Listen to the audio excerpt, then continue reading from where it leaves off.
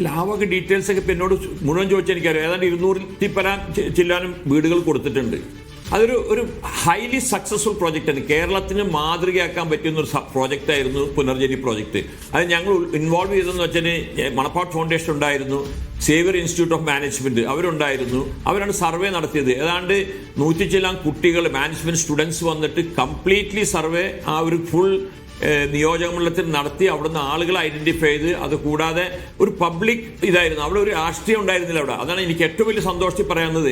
അന്നത്തെ അവിടുത്തെ പഞ്ചായത്ത് പ്രസിഡന്റ് ഞാൻ തന്നെ വിചാരിച്ച പോലെ കോൺഗ്രസ്സുകാരനായിരിക്കും. അദ്ദേഹം MLA പൊക്കി പറഞ്ഞിട്ട് പിന്നീടാണ് മനസ്സിലാവുന്നത് അദ്ദേഹം CPM പഞ്ചായത്ത് പ്രസിഡന്റ്. അദ്ദേഹം MLA പൊക്കി പറയായിരുന്നു.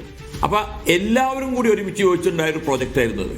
അതിൽ പല വീടുകളും കൊടുക്കുന്നതിലും മറ്റുള്ളതിനൊക്കെ പല social organisations, for example Aster volunteers, Galfar Muhammad Ali, പിന്നെ റോട്ടറി ക്ലബ്ബുകൾ, ഇങ്ങനെ ഒരുപാട് പേര് ഒരു യജ്ഞമായിരുന്നു അത്. ആ ഒരു കംപ്ലീറ്റ്ലി ട്രാൻസ്ഫോം ചെയ്ത് ആ ഒരു ഇതിന് അതൊരു ശരിക്കും പറഞ്ഞ ഒരു റെക്കോർഡിക്കലായിട്ട് എടുത്ത് എൻ്റെ അഭിപ്രായത്തിൽ ഒരു മോഡലായിട്ട് നമ്മൾ ക്രിയേറ്റ് ചെയ്യേണ്ട ഒരു പ്രോജക്റ്റ് ആയിരുന്നു. അത് ഈ ആവശ്യമില്ലാത്ത വിവാദങ്ങൾ വരുത്തിക്കൊണ്ട് അതിൻ്റെ വാട്ട് യു ക്യാൻ സേ അതിൻ്റെ ഒരു ഇമ്പോർട്ടൻസ് കളഞ്ഞു എന്നുള്ളതാണ് എനിക്ക് തോന്നുന്നത്.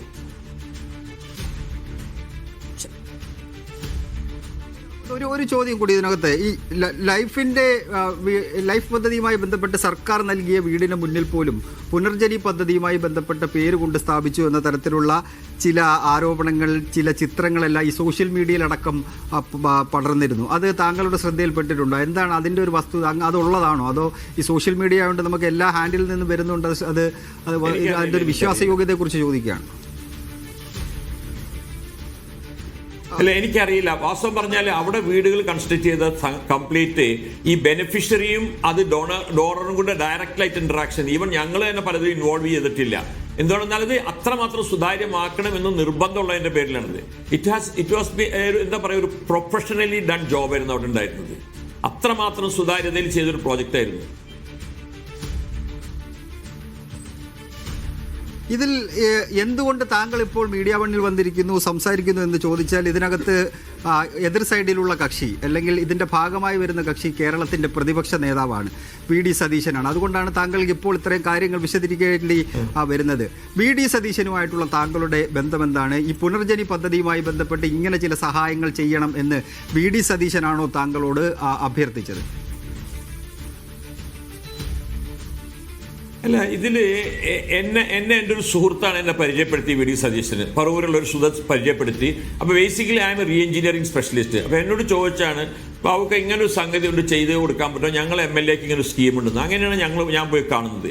ഞാൻ ആദ്യമേ അദ്ദേഹത്തോട് പറഞ്ഞൊരു സംഗതി വെച്ചിട്ടുണ്ടെങ്കിൽ പ്രോബ്ലി പൊളിറ്റിക്കലി ഇതായിട്ടുള്ള സംഗതികൾ I'm not interested to involve. അപ്പോൾ അദ്ദേഹം പറഞ്ഞു, നിങ്ങൾ അങ്ങനെ വിചാരിക്കേണ്ട, I need only a professional job from you എന്ന് പറഞ്ഞു.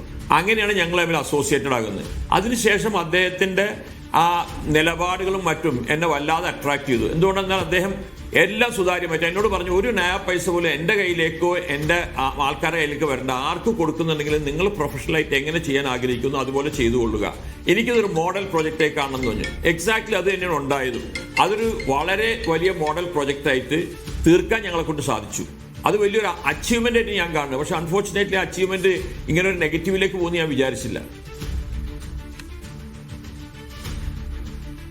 ഇതിനകത്തേക്ക് ഈ അക്കൗണ്ടിലേക്ക് ഇപ്പോഴും പണം വരുന്നുണ്ടോ? അതോ 2022 കൂടി ആ അക്കൗണ്ട് ഈ പുനർജനി പദ്ധതിയുമായി കണക്ട് ചെയ്ത അക്കൗണ്ട് ക്ലോസ് ചെയ്തിട്ട് ആണോ ഉള്ളത്?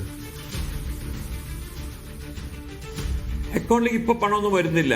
അതിൽ അക്കൗണ്ടിൽ പണം എനിക്ക് ഇങ്ങോട്ട് കിട്ടാനുള്ള കുറേ ഇതുണ്ട്. പക്ഷേ കൂടുതൽ ആളുകളോട് കമ്മിറ്റ് ചെയ്തിട്ട് കൊടുക്കേണ്ടി വന്നു. ആ സമയത്ത് ഞങ്ങൾ കൂടുതൽ കൊടുത്തു എന്നുള്ളതല്ല, ഇനിയിപ്പോൾ പണമൊന്നും വരുന്നില്ല.